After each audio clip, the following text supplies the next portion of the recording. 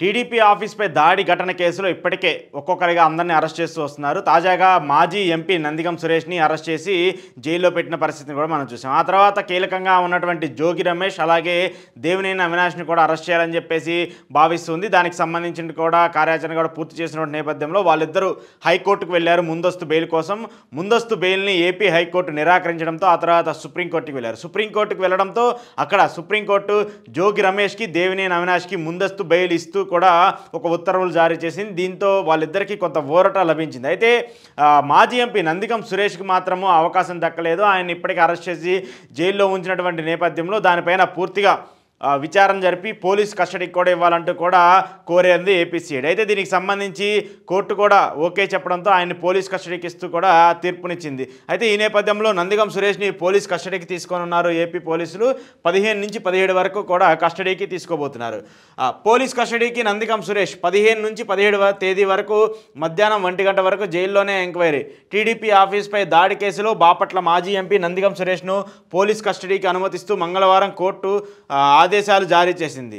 ప్రస్తుతం గుంటూరు జిల్లాలో రిమాండ్ ఖైదీగా ఉన్న సురేష్ని ఈ నెల 15వ తేదీ నుంచి 17వ తేదీ వరకు మధ్యాహ్నం 1 గంట వరకు జైల్లోనే విచారించనున్నారు. మంగళగిరి గ్రామీణ పిఎస్లో సురేష్ని విచారించేందుకు హైకోర్టు అనుమతించింది.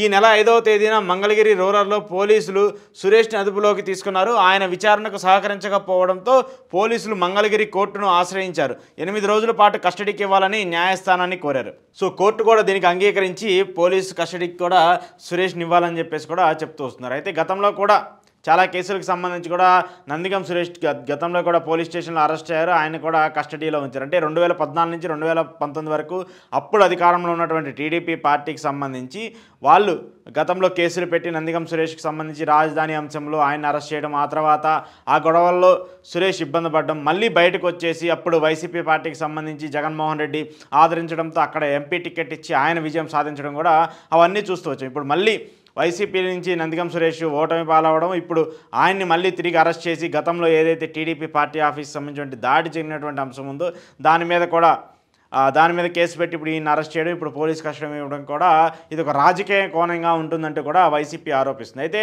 నందిగం సురేష్ని జైల్లో పరామర్శించినటువంటి జగన్మోహన్ రెడ్డి బయటకు వచ్చిన తర్వాత కొన్ని కీలక వ్యాఖ్యలు చేశారు. ఏదైతే గతంలో ఎన్నికల సమయంలో టీడీపీ పార్టీ రెడ్ బుక్ రాజ్యాంగం అంటూ ఒక పుస్తకాన్ని తీసుకొచ్చి దాంట్లో వాళ్ళ వైసీపీ నేతలకు సంబంధించిన పేర్లను, ఐఏఎస్ పేర్లను, ఐపీఎస్ పేర్లను రాసుకొని వాళ్ళందరినీ అధికారంలోకి వచ్చాక వాళ్ళందరి మీద కక్ష తీర్చుకుంటామని చెప్పేసి ఏవైతే తీర్పు చేసిందో అదేవిధంగా ఇప్పుడు ప్రవర్తిస్తుందంటే కూడా జగన్మోహన్ రెడ్డి టీడీపీ పైన ఆగ్రహం వ్యక్తం చేస్తూ వచ్చారు. దాంతోపాటు ఈ 5 ఏళ్ళు ఇలాంటి పాలనే కొనసాగితే మరో 5 ఏళ్లలో మళ్ళీ మా ప్రభుత్వం వస్తుంది, వచ్చిన తర్వాత మీరు ఏదైతే చేస్తారో అంతకే 10 మేము ఎక్కువగా ఇస్తామంటే కూడా జగన్మోహన్ రెడ్డి టీడీపీని హెచ్చరిస్తూ వస్తున్నారు. సో ఇలా చూసుకుంటూ ఉంటే రాజకీయ పరంగా అంటే కక్షపూరిత దూరంలోనే రాజకీయాలు సాగుతున్నాయి, కానీ ఎక్కడా కూడా వీటికి అడ్డుకట్ట వేసే ప్రయత్నాలు అయితే కనిపించట్లేదనేది మాత్రం అర్థమవుతుంది. కానీ నందిగం సురేష్ అంశం మాత్రం చాలా కీలకంగా మారబోతుంది. పోలీస్ కస్టడీకి ఇస్తే మాత్రం ఆ తర్వాత ఎలాంటి పరిణామాలు ఉంటాయి, ఎలాంటి పరిస్థితులు ఉంటాయనేది కూడా చూడాల్సి ఉంది. ఎందుకంటే గతంలో రఘురామకృష్ణరాజు లాంటి వాళ్ళకి సంబంధించి కూడా పోలీస్ కస్టడీలో తనని కొట్టారంటూ కూడా ఏదైతే వ్యాఖ్యలు చేశారో అలాంటి తీరుని కూడా మళ్ళీ ఇక్కడ ఉండే అవకాశం ఉంటుందంటే కూడా వైసీపీ నేతలు భావిస్తున్నారు. దాని మీద కామెంట్స్ కూడా చేస్తున్నారు.